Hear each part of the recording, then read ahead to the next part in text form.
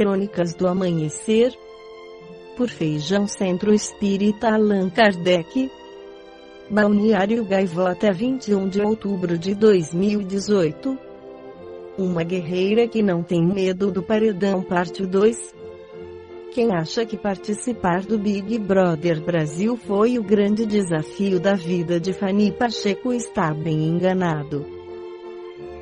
Por sempre aparecer com um sorriso no rosto e fazendo mil brincadeiras como gritar o famoso bordão Nova Iguaçu, é difícil imaginar que a estudante de medicina cuidou desde cedo da mãe com esquizofrenia, teve depressão, transtornos alimentares, síndrome metabólica e teve que lidar com duras críticas tanto quando engordou, quanto ao emagrecer.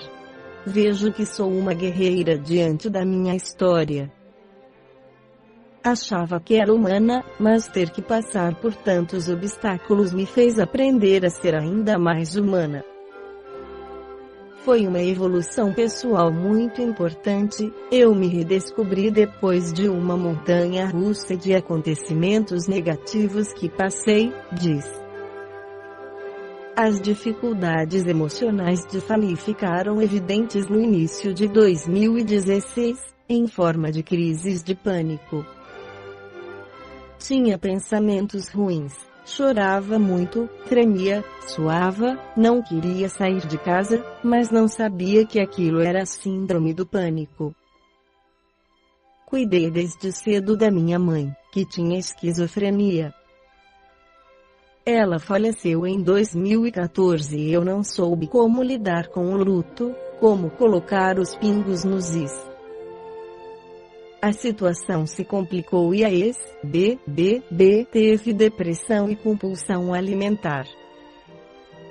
Ganhou 21 quilos e migrou do corpo padrão C-Symbol para o de uma modelo plus size. Nem notei que estava engordando, minha preocupação era emocional. E engraçado que consideram engordar algo ruim, mas isso me salvou. Aprendi a me aceitar, foi quando construí meu amor próprio e me senti útil pelo meu intelecto, não só pelo meu corpo, conta. No auge de sua aceitação, vestindo 44 e com 86 quilos, uma nova surpresa, fui fazer exames e descobri que tinha síndrome metabólica. Podia ficar diabética a qualquer segundo, e isso não admitia. Com pavor da doença, ela fez tratamento com remédios, dieta e atividade física. Voltou a ter os mesmos 65 quilos e vestir os shortinhos que usava na casa mais vigiada do Brasil. E o que realmente importa, meus exames estão todos ótimos, estou zerada. Com a depressão e o ponteiro da balança subindo, a ex-BBB foi sincera nas entrevistas e sem notar mudou o rumo da sua vida. De brincadeira com um repórter que estava perguntando o que eu faria agora que estava gorda, disse que seria modelo plus size, nem imaginava o quanto isso mudaria minha história. Acima do peso, Fanny viu os cachos diminuírem e não conseguiu aceitar. Aquilo foi me dando força e indignação. Só porque engordei desvalorizei. Eu era a mesma Fanny. Mas passei 7 meses sem trabalho nenhum até os projetos plus size decolarem, desabafa.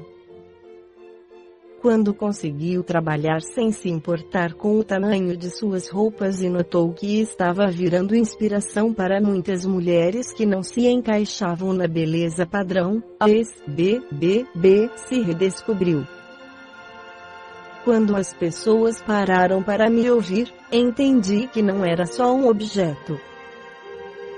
Tive a dimensão da importância de as pessoas gostarem de você independentemente da imagem. Passei a ter vontade de viver de novo, estava fazendo terapia e fiquei gordinha feliz, de bem com a vida. A SBBB deixa claro que aprendeu a se amar no mundo plus size, mesmo não ligando mais para o peso, entendeu a importância de emagrecer por saúde, não por estética. Agora me conheço, me respeito. Vou seguir meu caminho vendo o mundo de uma forma ainda melhor. Como diz o espírito Manuel Filomeno de Miranda no livro Sementeira da Fraternidade, Fanny Pacheco foi uma das poucas pessoas que conseguiu se libertar da interferência espiritual negativa em cujas malhas se debate o homem do século do conhecimento, tão atormentado, no entanto, quanto os ancestrais das nefandas lutas do pretérito que o túmulo consumiu, e cuja memória lentamente se apaga nos anais da história. Na crônica do amanhecer anterior fizemos o diagnóstico da obsessão, agora iremos analisar o seu tratamento. A excelente terapêutica espírita detém medicamentos valiosos de fácil utilização, merecendo que se recordem a técnica curadora do Cristo, bem como os métodos psicossomáticos, psiquiátricos, psicanalíticos da ciência moderna, simultaneamente. Em qualquer processo obsessivo, o enfermo será sempre convidado às operações de reajustamento e reequilíbrio próprio, por dele depender a regularização do débito para com o seu cobrador espiritual. Pequenos exercícios de disciplina da vontade, culto da prece, leituras edificantes, algum trabalho eficiente em favor de outrem, na fase inicial ou em qualquer período da perturbação, são antídotos que agem poderosamente a benefício dos atribulados do espírito. No capítulo das obsessões, todo o auxílio de outrem significa aumento de responsabilidade para o beneficiado. A agudo obsessão é escolho que, a cada momento, ceifa alegrias e esperanças. O Espiritismo, por ser a doutrina do homem integral, torna-se fácil terapia para a felicidade e um verdadeiro glossário de bênçãos. É o mais eficiente tratado de que dispõe o homem para a erradicação total desse fantasma cruel, a obsessão, já que enseja uma vida ética em consonância com os preceitos evangélicos, em cuja prática a harmonia interior e o otimismo constituem fatores de equilíbrio sem limite, a irradiar-se em todas as direções. Oração. Pelo processo do otimismo oracional, desgastam-se as construções mentais negativas, favorecendo a mente com ideias salutares que fomentam paisagens de luz e paz, nas quais o homem aure renovação e coragem, encontrando entusiasmo e alegria para impregnar-se de equilíbrio e forças, já que sintoniza com as esferas superiores da vida. Passe o revigoramento orgânico, pelo processo da transmissão fluidoterápica de natureza espiritual ou magnética, consegue no metabolismo do obsidiado o mesmo resultado que o organismo físico logra, quando debilitado recebe a dosagem do plasma ou da simples transfusão de sangue. O passe estimula os leucócitos e as hemácias que passam a trabalhar pela reorganização da vitalidade e a elaboração na medula óssea de novos contingentes para manutenção e substituição paulatina dos implementos celulares do organismo. Água magnetizada. Evocando a terapêutica utilizada pelo Cristo nas bodas de Caná, e, conhecedores das possibilidades de que a água é indicada para catalisar energias de vária ordem, a fluidificação ou magnetização da mesma é de relevante resultado, quando realizada pelo obsidiado, orando, ou por seus companheiros de socorro, pois que dessa forma, ao ser ingerida, o organismo absorve as quintessências que vão atuar no perispírito à semelhança do medicamento homeopático, estimulando os núcleos vitais de onde procedem os elementos para a elaboração das células físicas e onde, em verdade, se estabelecem os pródromos da saúde como da enfermidade que sempre se originam no espírito liberado ou calceta. desobsessão. Mediante a elucidação do espírito perseguidor nas sublimes escolas de fé com que o espiritismo cristão enriquece a terra através da interferência dos espíritos superiores e da técnica iluminativa dos doutrinadores junto àqueles que sofrem, abrem-se as comportas do entendimento, facultando-lhes compreender que todo perseguidor é um perseguido em si mesmo e que toda vítima traz consigo os processos autorregenerativos impostos pela lei, fazendo que eles, seus algozes, os entreguem à sabedoria divina que os não deixará impunes na sucessão intermina do processo educativo da terra. O mesmo processo, o da doutrinação, é de relevância nos casos de auto-obsessão, pois o espírito doente, seja encarnado ou desencarnado, é sempre alguém necessitado de esclarecimento e paz, do que resultará a sua auto-libertação. Seja, todavia, qual seja o recurso utilizado no socorro ao padecente do flagelo obsessivo, somente o obsidiado pode oferecer o indispensável requisito para a própria saúde e reforma íntima. Sem a reforma interior, inócuos, negativos, sem produtividade redundam quase todos os processos socorristas, pois que nos temperamentos rebeldes e reacionários benefício algum pode produzir resultado valioso.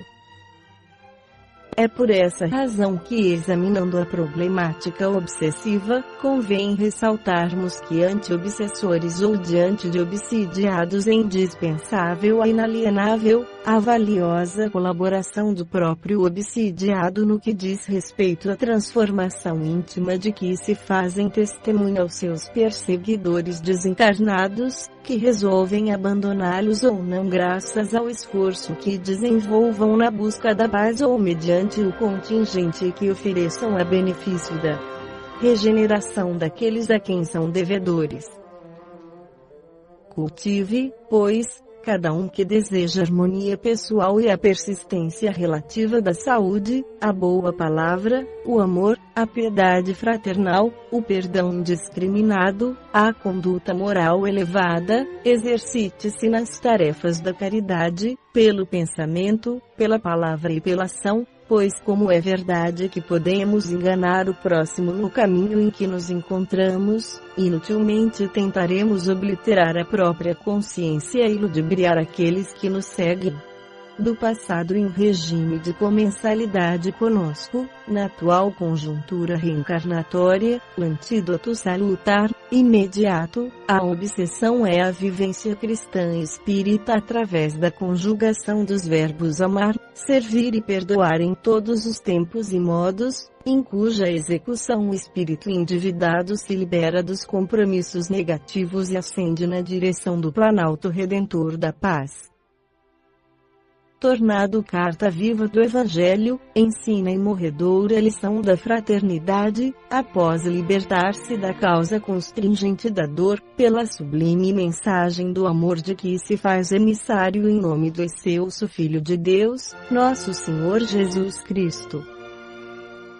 Por fim, consideremos a necessidade de estudar o Espiritismo para conhecer as suas preciosas lições, e, banhando-se de otimismo e vigilância, precatar-se da obsessão, esse terrível invasor, cooperando para que na terra se estabeleça o primado do Espírito, que será formosa antemanhã do reino de Deus entre as criaturas.